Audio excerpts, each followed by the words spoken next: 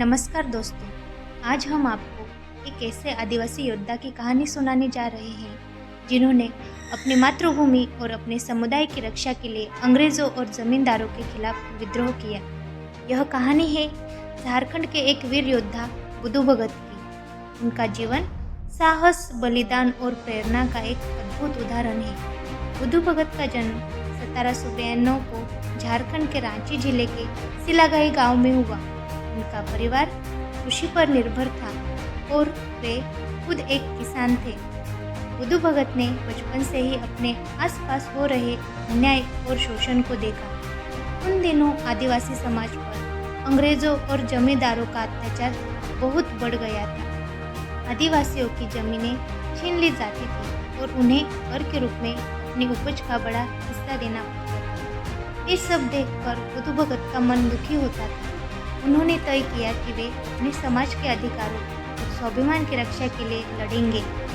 1820 के दशक के अंत तक अंग्रेजों ने झारखंड आदिवासियों की जमीनों पर कब्जा करना शुरू कर दिया और उनके जंगलों पर पाबंदी लगा दी।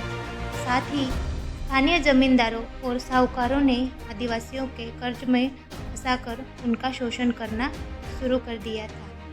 बुधू भगत ने अपने समुदाय को संगठित करना शुरू किया।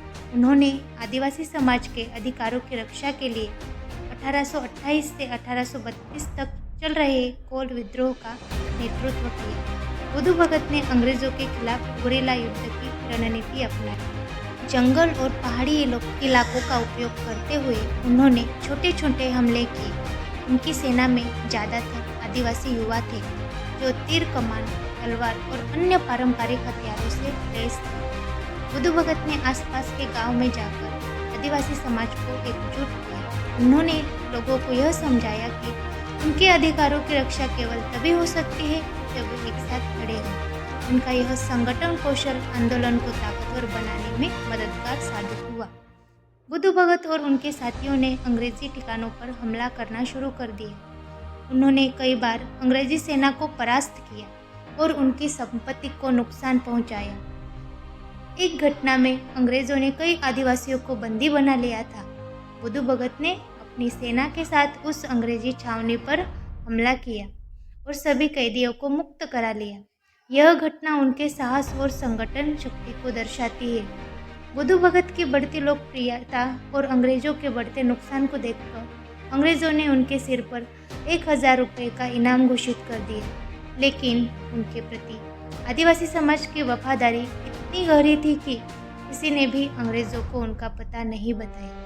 13 फरवरी 1832 को बुधू भगत और उनके साथियों को सिलागाई गांव में अंग्रेजों ने घेर लिया। इस संघर्ष में बुधू भगत ने अपने बेटों हलदर और गिरधर के साथ वीरता से लड़ाई की।